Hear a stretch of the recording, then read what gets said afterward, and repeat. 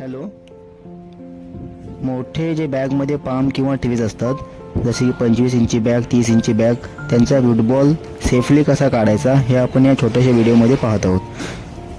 पहिले आपण प्लांटच्या बेसला म्हणजेच खालील बाजूला साधारण जमिनीपासून 3 ते 4 इंच सोडून पूर्ण बॅगला कट करत आहोत.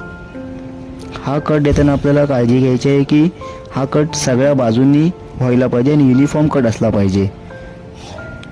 हा कट झाल्यानंतर आपण प्लांटच्या बेसला आणखीन एक कट देत आहोत.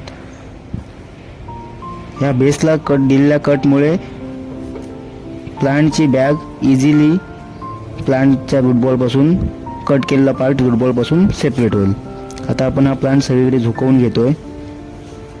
या झुकवलेल्या प्लांटमुळे आपल्याला समजून दिसून येईल की कुठे कट बाकी आहे का. आता हे प्लांट उचलून आपण दुसऱ्या ठिकाणी ठेवून देऊ.